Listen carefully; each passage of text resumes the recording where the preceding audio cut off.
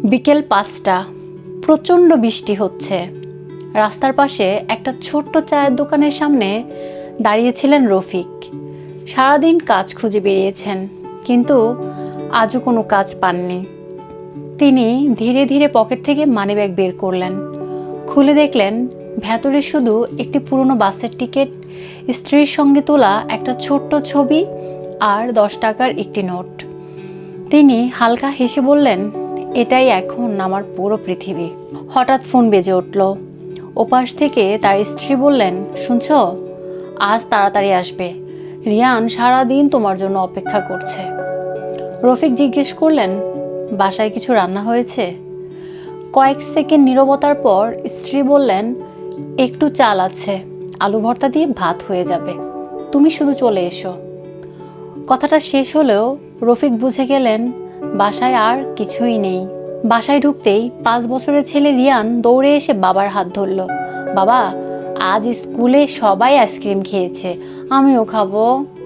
সাইফুল ছেলের মাথায় হাত রেখে বললেন, আগামী শুক্রবার খাওয়াবো, কথা দিলাম। রিয়ান হাসি মুখে বলল, তুমি কথা দিলে তো ঠিকই রাখো। এই একটি বাক্য যেন ছুরির মতো বুকের ভেতর বিঁধল, কারণ সাইফুল জানতেন এই কথাটাও হয়তো রাখতে পারবেন না। রাতে সবাই ঘুমিয়ে পড়ল, কিন্তু সাইফুলের চোখে ঘুম নেই। তিনি মানিব্যাগটা খুলে বিছানায় রেখে অনেকক্ষণ তাকিয়ে রইলেন। হঠাৎ তার চোখ পড়ল ছেলের স্কুল ব্যাগের দিকে।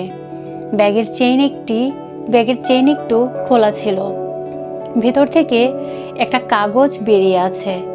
কৌতূহলবশত কাগজটি হাতে নিলেন।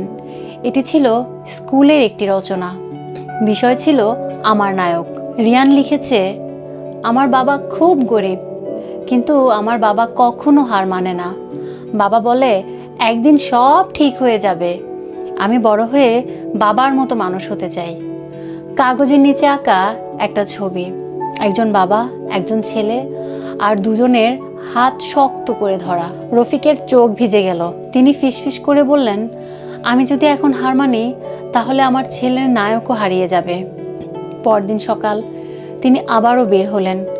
আজও কোনো কাজের নিশ্চয়তা নেই, তবুও থামলেন না।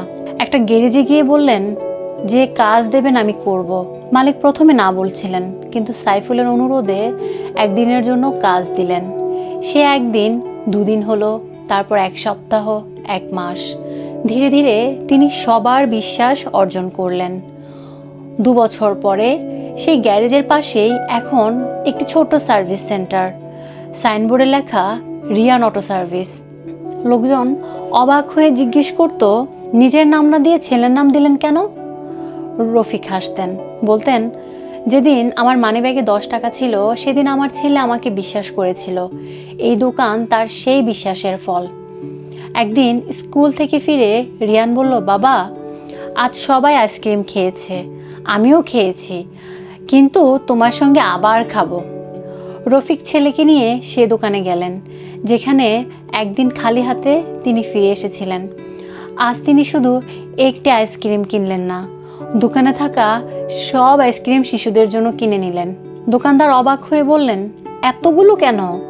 সাইফুল হেসে উত্তর দিল, কারণ আমি জানি একটা শিশুর ছোট ইচ্ছা পূরণ করতে না পারার কষ্টটা কত বড়।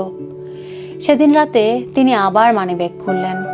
এবার মানিব্যাগে টাকা ছিল, ব্যাংকের কার্ড ছিল, কিন্তু সবচেয়ে মূল্যবান জিনিসটি এখনও একই ছিল, রিয়ানের সেই ছোট্ট রচনা। তিনি যেটি যত্ন করে আবারও মানিব্যাগে রেখে দিলেন।